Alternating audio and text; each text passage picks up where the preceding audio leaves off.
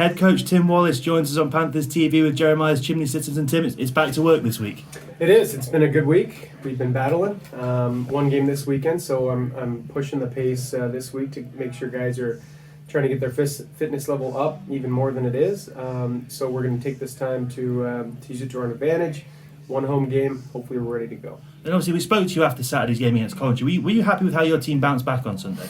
I am. I wasn't that. Obviously, it was a tough loss. I didn't realize how many chances we had, how many shots we had at home. We played pretty well minus a little bit of the first, and the penalty chaos is not good. But we played pretty well.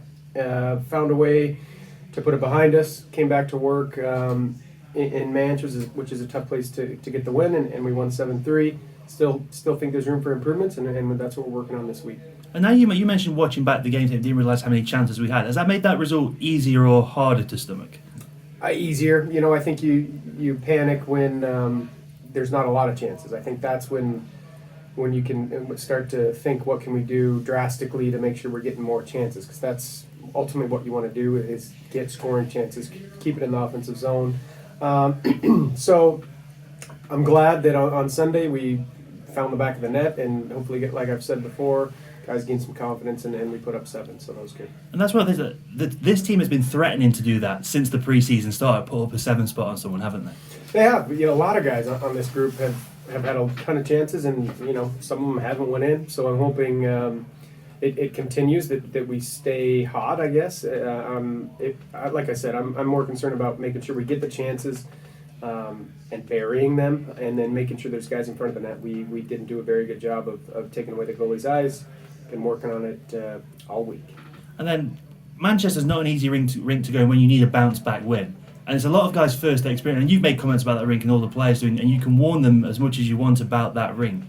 Are you happy with how they performed in there and getting an early look in there? For sure. I think Manchester, they were desperate at that time. They needed a win, and they came out hard, and we weathered that storm. And then we kind of took over with playing our system and getting the puck in. I think if guys are going in and getting the puck back with speed, coming up the ice together, we should have no problem getting in the O-zone and doing our thing. So it was a big win for us, and now some of the guys know that what Manchester's all about. And know what Manchester's all about. You get to see them again, quick turnaround, see them on Saturday. Only one game this weekend.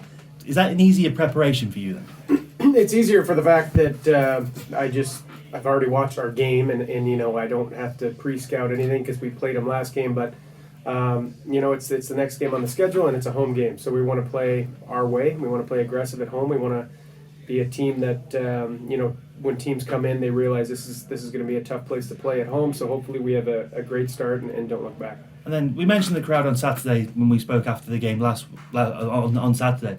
There's nothing quite like a Saturday night crowd in this building, is there? That's what it's all about. And pro hockey is Saturday at home, and to have the luxury to play in this rink with these fans, we need to come out and have a great start. It gets the crowd behind us, the momentum. We did have it against Cov in the second. You could feel it. You could get the crowd going. Maybe that's why we got too amped up and took a penalty. But crowd, keep doing your thing. Keep getting us going, and we want to have a great start. And then obviously with the way the schedule is this year, compacted schedule and 19-man rosters, everyone's going to suffer with injuries and niggles and things. Are you happy with how guys like Jordan Kelsall are stepping up into more prominent roles this year? Yeah, I knew from day one, and I told him from day one he's going to be playing with some good players. He's going to get an opportunity, and he has. He's been, I think, one of our best forwards, and I think he's learning how to be a pro. He put in the work this summer. You can tell his foot speed is a lot better. He's improved so much, and he's willing to put in the work. So he's one example of the guys that have kind of flourished with more opportunity. One of the guys I want to mention on the team is he's one of the most unselfish players on the team, Ollie Betteridge. How do you convince him to keep shooting the puck? Well, I think everybody likes to score goals, and if you have to shoot to score. I think he needs to have that shoot first mentality. I think he had a very good game on Sunday, but in order to be a really good pro and maybe excel to go to bigger and better leagues, which I hope for him, he needs to be consistent, and we'll see what he brings to the table on Saturday. And one last thing, or two more things. There is a lot of talk around team toughness around this team, and there have been notions that other teams have come in here and had their way with the Panthers. How have you seen that? had their way with the Panthers. I think in Sheffield there was, or at home. So sorry, when Sheffield came here, there was some dirty plays there, and I think that's they got penalized for it.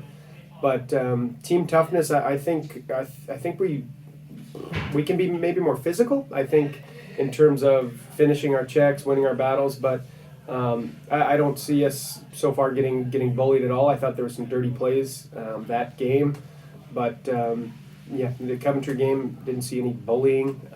So I think if we play the right way, play the way we can, we should be the team that's demoralizing in their face, playing the right way, and we should bully them by keeping in the ozone and outskating them. And the last question is about leadership. Obviously, you like to go through. You put a premium on leadership. It's one of your big, qualities you look for in players and things.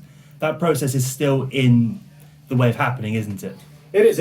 It's coming to the forefront. I think we'll not this week, next week we'll have the votes and see how it's going. I think it's been enough time for the guys to realize who they think is a leader, and the leadership group has started to blossom. And we'll put the vote in and see what they come up with. And I think it's ultimately the best way to make sure who the leader is and find it naturally, because if it's coming from your peers, hey, these guys voted for it, that's what they believe in, and I think we got a lot of leaders in this room. All right, thanks, Tim. Thanks a lot.